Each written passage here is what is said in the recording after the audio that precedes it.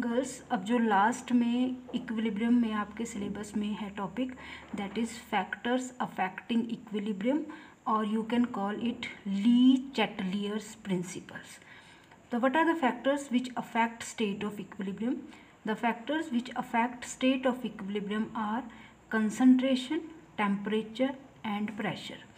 Le Chatelier, which was a French chemist, first of all explained effect of concentration, temperature and pressure on state of equilibrium, and therefore इस principal को आप बोलते हो ली Chatelier principle. तो question किसी भी sense में आ सकता है. क्वेश्चन आ सकता है ली चैटलियर प्रिंसिपल की सेंस में या फैक्टर्स अफेक्टिंग इक्विलिब्रियम. तो एक ही बात है वो. ठीक है. तो what is Le Chatelier principle? According to this law और principle, it states that if a system at equilibrium is subjected to change in concentration, temperature or pressure, the equilibrium shifts in a direction so as to undo the effect of applied change. ठीक है. बोलने का मतलब क्या है? आपको पता है कि जब इक्विलिब्रियम अटेन होता है किसी भी रिएक्शन में, तो हम ये बोलते हैं कि एट इक्विलिब्रियम कंसंट्रेशन कांस्टेंट हो जाती है, टेम्परेचर कांस्टेंट हो जाता है, प्रेशर कांस्टेंट हो जाता है, कोई भी ऑब्जर्वेबल प्रॉपर्टी उसमें कोई भी चेंज नहीं आता. Rate of forward reaction rate of backward reaction के इक्वल हो जाती है, तब हम बोलते हैं कि इक्विलिब्रियम इज अटेन्ड. लेकिन ली चैटलियर बोलता है कि ठीक है, when equilibrium is attained there is no change in the observable properties, rate of forward reaction becomes equal to rate of backward reaction. लेकिन अगर इक्विलिब्रियम अटेन होने के बाद आप कंसंट्रेशन को चेंज करो या टेम्परेचर को चेंज करो या प्रेशर को चेंज करो, तो इक्विलिब्रियम अपने आप को इस तरह से एडजस्ट करता है कि जो भी आपने चेंज किया है वो बैलेंस हो जाए. और उसको क्या बोलते हैं आप? कि जो भी आपने चेंज किया उसको अंडू कर देता है वो. ठीक है. कि मतलब इक्विलिब्रियम अटेन होने के बाद अगर मैं टेम्परेचर को इंक्रीज़ करती हूँ तो रिएक्शन उस डायरेक्शन में चली जाएगी जहाँ टेम्परेचर डिक्रीज़ हो रहा है. मतलब वो क्या हो गई? बैलेंसिंग, ताकि दोबारा से इक्विलिब्रियम अटेन हो जाए. इक्विलिब्रियम अटेन होने के बाद अगर मैं कंसंट्रेशन को डिक्रीज़ कर देती हूँ किसी की, चाहे रिएक्टेंट की या प्रोडक्ट की, ठीक है, तो रिएक्शन अपने आप को उस डायरेक्शन में लेके जाएगा जहाँ कंसंट्रेशन इंक्रीज़ हो रही है रिएक्टेंट या प्रोडक्ट की. मतलब जो डिक्रीज़ किया था उतना ही इंक्रीज़ होके वो क्या हो जाएगा? आपस में बैलेंस. तो इसको क्या बोलते हैं आप? कि जो इस डायरेक्शन में चला जाएगा इक्विलिब्रियम, ताकि जो आपने चेंज किया वो अंडू हो जाए. ठीक है. That is called Le Chatelier principle. That means the system tends to balance the effect of applied stress. क्योंकि जब एक बार इक्विलिब्रियम अटेन हो गया तो उस टाइम आपका जो रिएक्शन है वो किसी भी स्ट्रेस में नहीं है, क्योंकि rate of forward reaction rate of backward के बराबर है. लेकिन इक्विलिब्रियम अटेन होने के बाद अब अगर आप कंसंट्रेशन को, टेम्परेचर को या प्रेशर को चेंज करते हो तो आप बोलते हो कि रिएक्शन में एक स्ट्रेस आ जाती है. तो उस स्ट्रेस को बैलेंस करने के लिए रिएक्शन अपने आप को उस डायरेक्शन में लेके जाती है जहाँ पे वो स्ट्रेस रिलीज़ हो जाए. और रिलीज़ कैसे होगी वो? कि जो भी आपने इंक्रीज़ किया दूसरे डायरेक्शन में जाके वो डिक्रीज़ हो जाए, या जो आपने डिक्रीज़ किया दूसरी डायरेक्शन में जाके वो इंक्रीज़ हो जाए. तो दैट इज़ कॉल्ड बैलेंसिंग. तो that is called Le Chatelier principal. For example, सबसे पहले हम देखेंगे effect of change of concentration. Concentration का इफेक्ट देखेंगे कि इक्विलिब्रियम अटेन होने के बाद कंसंट्रेशन को अगर बढ़ाया या घटाया जाए तो इक्विलिब्रियम दोबारा से अपने आप को कैसे मेंटेन करता है, कैसे उस इफेक्ट को वो अंडू करता है. फॉर एग्जांपल, हमने एक रिएक्शन ली जिसमें रिएक्टेंट्स प्रोडक्ट्स में कन्वर्ट हो रहे हैं और एक इक्विलिब्रियम बन रहा है.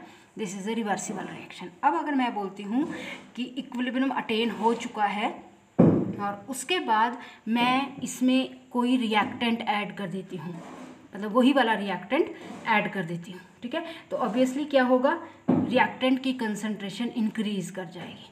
जैसे ही रिएक्टेंट की कंसंट्रेशन इंक्रीज़ करेगी इक्विलिब्रियम विल बी डिस्टर्ब्ड. लेकिन ली चैटलियर प्रिंसिपल बोलता है कि इमीडिएटली रिएक्शन उस डायरेक्शन में जाएगी जहाँ रिएक्टेंट की कंसंट्रेशन डिक्रीज़ कर रही है. मतलब जो आपने इंक्रीज़ किया वो डिक्रीज़ हो जाएगा, बैलेंस हो जाएगा. ठीक है। तो दैट मीन्स रिएक्टेंट की कंसंट्रेशन कब डिक्रीज करती है, जब वो प्रोडक्ट में कन्वर्ट होते हैं। तो दैट मीन्स अगर आप इक्विलिब्रियम अटेन होने के बाद रिएक्टेंट ऐड करते हो तो इक्विलिब्रियम अपने आप को उस डायरेक्शन में लेके जाएगा which is forward direction, right. उसी तरह से इक्विलिब्रियम अटेन होने के बाद अब अगर मैं प्रोडक्ट ऐड करती हूँ तो प्रोडक्ट की कंसंट्रेशन बढ़ जाएगी, इक्विलिब्रियम डिस्टर्ब हो जाएगा। तो ली चैटलियर प्रिंसिपल बोलता है इमीडिएटली रिएक्शन इक्विलिब्रियम अपने आप को उस डायरेक्शन में लेके जाएगा जहाँ प्रोडक्ट की कंसंट्रेशन डिक्रीज हो रही है। तो जितनी इंक्रीज की उतनी ही डिक्रीज होके रिएक्शन होगी balance, equilibrium is attend further. तो दैट मीन्स जो आपने इंक्रीज की प्रोडक्ट के कंसंट्रेशन उसको फिर अपोजिट डायरेक्शन में जाके वो अंडू कर देगी। प्रोडक्ट की कंसंट्रेशन कब डिक्रीज होती है, जब बैकवर्ड रिएक्शन आती है। तो बोलने का मतलब है कि अगर इक्विलिब्रियम अटेन होने के बाद हम रिएक्टेंट की कंसंट्रेशन को इंक्रीज करते हैं तो रिएक्शन फॉरवर्ड डायरेक्शन में जाती है, ऑटोमेटिकली अपने आप इक्विलिब्रियम अपने आप को मेंटेन करता है। इक्विलिब्रियम अटेन होने के बाद अगर प्रोडक्ट की कंसंट्रेशन इंक्रीज करते हैं हम तो रिएक्शन किस डायरेक्शन में आएगी, बैकवर्ड, ठीक है। तो this is Le Chatelier principle. तो आप इसको देख सकते हो। Suppose at equilibrium one of the reactant is added तो reactant concentration is increased. Equilibrium disturbed, लेकिन इमीडिएटली इक्विलिब्रियम डिस्टर्ब होने के बाद इमीडिएटली अपने आप को शिफ्ट करेगा in that direction in which reactant are consumed. Automatically reactant कब कंज्यूम होते हैं, when the reaction goes in the forward direction. उसी तरह से if at equilibrium product is added, product concentration is increased, right. तो equilibrium is disturbed, तो product concentration increase होने से क्योंकि इक्विलिब्रियम डिस्टर्ब होगा, ली चैटलियर बोलता है कि रिएक्शन इमीडिएटली अपने आप को उस डायरेक्शन में लेके जाएगी जहां प्रोडक्ट की कंसंट्रेशन डिक्रीज हो रही है, ठीक है। That means product are consumed और दैट मीन्स रिएक्शन किस डायरेक्शन में आएगी, बैकवर्ड डायरेक्शन में। तो यही है Le Chatelier principle. Equilibrium attain होने के बाद अगर आप रिएक्टेंट की कंसंट्रेशन को इंक्रीज करते हो तो रिएक्शन फॉरवर्ड डायरेक्शन में जाती है, अपने आप खुद मेंटेन करता है रिएक्शन अपने इक्विलिब्रियम को दोबारा से। और अगर प्रोडक्ट की कंसंट्रेशन को इंक्रीज करते हो तो इक्विलिब्रियम इमीडिएटली अपने आप को दोबारा से मेंटेन करेगा by going in the backward direction, ठीक है। जैसे फॉर एग्जांपल आप एक रिएक्शन ले रहे हो Fe3 plus aqueous thiocyanate HCN negative aqueous और ये आपके पास बन रहा है कॉम्प्लेक्स फेरस का। आप देखोगे ये जो कलर है इसका पेल येलो होता है, ये कलरलेस होता है, लेकिन जो ये कॉम्प्लेक्स बनता है इसका डार्क कलर आता है रेडिश ब्राउन। दैट मीन्स आपके जो रिएक्टेंट का कलर है वो लाइट कलर है, लेकिन जो प्रोडक्ट का कलर आ रहा है वो डार्क कलर है। अब देखो हम दिखा रहे हैं कि this is a reversible reaction and equilibrium has been maintained. Equilibrium attain हो चुका है इसमें, लेकिन इक्विलिब्रियम अटेन होने के बाद अब अगर मैं इसमें FeCl3 ऐड करती हूँ, फ्यू ड्रॉप्स ऑफ FeCl3 डालती हूँ, तो आपको पता है FeCl3 डालने का मतलब हो गया मैं कौन से आयन्स ऐड कर रही हूँ उसमें, फेरिक Fe3+। तो ऑटोमेटिकली इसकी कंसंट्रेशन क्या कर जाएगी, इंक्रीज। और आप देखोगे इसकी कंसंट्रेशन जैसे ही इंक्रीज करेगी रिएक्शन मिक्सचर का कलर एकदम से डार्क हो जाएगा। वो क्यों हुआ गर्ल्स, वो इसलिए हुआ कि जैसे ही मैंने फ्यू ड्रॉप्स फेरिक क्लोराइड की डाली Fe3+ की कंसंट्रेशन इंक्रीज करी, इक्विलिब्रियम डिस्टर्ब हुआ, लेकिन इमीडिएटली रिएक्शन फॉरवर्ड डायरेक्शन में गई ताकि रिएक्शन का इक्विलिब्रियम दोबारा से मेंटेन हो जाए। तो जो आपने इंक्रीज की थी वो इस डायरेक्शन में जाके डिक्रीज हो गई क्योंकि ये कंज्यूम हो गए और ये बन गया। तो यही है इसमें कि at equilibrium if few drops of FeCl3 is added colour of the solution darkens immediately. क्यों, क्योंकि ये बनता है, प्रोडक्ट बन रहे हैं, फॉरवर्ड डायरेक्शन में जा रही है reactions, showing formation of FeSCN2+ complex that is equilibrium shifts in the forward direction. वही आपको बताया कि इक्विलिब्रियम अटेन होने के बाद increase in concentration of reactant, shift equilibrium in the forward direction. ठीक है। तो this is according to Le Chatelier principle. उसी तरह से ये वही चीज़ लिखी है यहाँ पे कि जब मैंने FeCl3 डाला तो Fe3+ की कंसनट्रेशन इंक्रीज हुई, इक्विलिब्रियम फॉरवर्ड डायरेक्शन में जाया, so as to cancel the effect of increased concentration of Fe3+, कि जो आपने इंक्रीज की थी उतना ही वो फॉरवर्ड में जाके उस कंसनट्रेशन को डिक्रीज़ करेगा, क्योंकि जब फॉरवर्ड बन जाएगा तो ये जो Fe3+ हैं ये कंज्यूम होंगे, ठीक है। तो जो आपने इंक्रीज़ किए वो कंज्यूम होके डिक्रीज़ होके रिएक्शन फॉरवर्ड डायरेक्शन में चली जाएगी, ठीक है। और उसी तरह से अब अगर आप इस रिएक्शन में पोटाशियम सल्फोसाइनाइड डालते हो गर्ल्स, ठीक है, I am adding potassium sulphocyanide, तो that means I am increasing the concentration of this HCN negative, that means product की कंसंट्रेशन इंक्रीज़ कर रही हूँ। तो आप देखोगे क्या होगा, एकदम से आप देखोगे कि जैसे ही मैंने इस रिएक्शन मिक्सचर में HCN नेगेटिव की कंसंट्रेशन इंक्रीज़ करी, एकदम से कलर जो होगा रिएक्शन मिक्सचर का वो लाइट हो जाएगा, ठीक है। क्यों हुआ लाइट वो? क्योंकि जैसे ही मैंने ये डाला इक्विलिब्रियम डिस्टर्ब हुआ और रिएक्शन किस डायरेक्शन में गई? बैकवर्ड, क्योंकि ये कलरलेस है, ये लाइट कलर का है और ये डार्क कलर का है, ठीक है। जब इक्विलिब्रियम था तो कलर चेंज कोई नहीं आ रहा था, ठीक है, there is no colour change, क्योंकि फॉरवर्ड रिएक्शन बैकवर्ड रिएक्शन के बराबर हो रही थी। जितनी कंसंट्रेशन रिएक्टेंट की प्रोडक्ट बना रही थी उतने ही प्रोडक्ट रिएक्टेंट बना रहे थे। लेकिन अब अगर मैं कंसंट्रेशन ऑफ प्रोडक्ट को बढ़ाती हूँ तो इक्विलिब्रियम डिस्टर्ब होके किस डायरेक्शन में आएगा? बैकवर्ड, और कलर का सॉल्यूशन कैसा हो जाएगा? लाइट। तो वही है ली चटलियर प्रिंसिपल कि हमेशा चेंज इक्विलिब्रियम अटेन होने के बाद अपने आप को अंडू करता है। अगर आपने इंक्रीज़ किया है तो वो उस डायरेक्शन में जाएगा जहाँ वो डिक्रीज़ हो रहा है, और अगर आपने डिक्रीज़ की है तो वो उस डायरेक्शन में जाएगा जहाँ वो इंक्रीज़ होगा, ठीक है। दूसरा आपने ध्यान रखना है कि जो रिएक्शन क्यूशेंट होता है Q, वो इक्विलिब्रियम कांस्टेंट के बराबर होता है एट इक्विलिब्रियम। जब इक्विलिब्रियम अटेन हो गया किसी रिएक्शन में तो रिएक्शन क्यूसेंट K के बराबर आता है। इस रिएक्शन के लिए अगर मैं रिएक्शन क्यूसेंट की वैल्यू लिखती हूँ तो वो किसके इक्वल आएगी? K के। आपको पता है K कैसे लिखते हैं? Product over molar concentration of reactant, ठीक है। तो K और QC बराबर है क्योंकि रिएक्शन इज एट इक्विलिब्रियम। लेकिन अब अगर उसके बाद मैंने Fe3+ डाला तो Fe3+ की कंसंट्रेशन इंक्रीज़ की, तो मतलब क्या हो गया? QC less than K, that means equilibrium is disturbed, क्योंकि अगर इक्विलिब्रियम मेंटेन रहता तो QC K के इक्वल आना था। लेकिन जब मैंने Fe3+ की कंसंट्रेशन को इंक्रीज़ किया तो इक्विलिब्रियम डिस्टर्ब हुआ और ये लेस हो गया इक्विलिब्रियम कांस्टेंट से। लेकिन इमीडिएटली इक्विलिब्रियम ने अपने आप को इस डायरेक्शन में एडजस्ट करेगा ताकि Fe3+ की concentration which has increased by that amount it decreases.